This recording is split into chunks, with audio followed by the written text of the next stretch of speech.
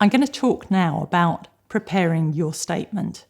You'll hear that word used a lot in advice and in documents about asylum, but what does it actually mean?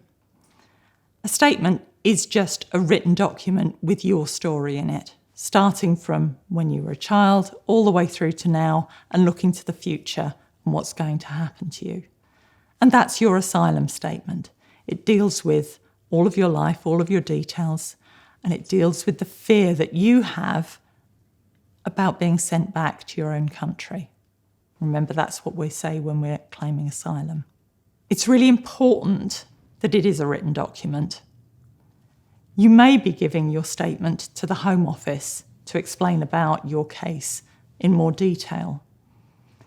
But almost more important than that, it's your way of getting clear in your own mind what's important, what's relevant, what's happened to you, so that you're prepared when you have your asylum interview. The best way to prepare for that interview is to go through your whole life to date and write it down in your statement. When you write your statement, and hopefully you'll be writing it with the help of your lawyer, you need to be as open as possible. You'll be talking about things that are very difficult, that are very personal, private, maybe things that happened a long time ago, maybe things that you don't want to think about. You don't want to think about what's going to happen if you were to be sent home now. You need to be detailed. You need to explain what happened, how it happened, why it happened, and you need to be explaining at every stage how you felt about things.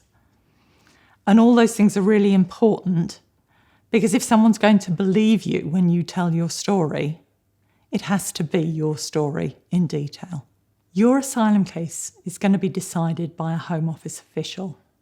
And in order to take that decision, they're going to have to understand what it means to be you and to live your life and to believe you that you're telling the truth. So it's really important that your statement sets out all that information so that they can understand what it is to live your life in your country. So what format do we use for this? It can be very simple. It has to be written, and you need to start at the beginning. And start with the easy things like who you are, where you were born, who your family is, where you went to school, whether you worked when you were in your own country. The nice, simple biographical details. Those things you get down on paper and it makes it easy because you've then started. And then you're going to get into more detail about the things that are relevant to why you need to get asylum in the United Kingdom. If you've got access to a word processor, obviously it's much easier if it's word processed. You can change it, you can update it, you can correct it, you can put things in the right order so that they all happen in the date order that they occurred in. But if you don't have that, and if you don't have a lawyer helping you yet, then do it handwritten. That's fine. It all helps. How long should your statement be? Well, it needs to be as long as your life. You're telling your life story and you're explaining your sexual orientation or your gender identity. That's something really personal and really difficult to talk about. And so the chances are that statement's going to be quite long.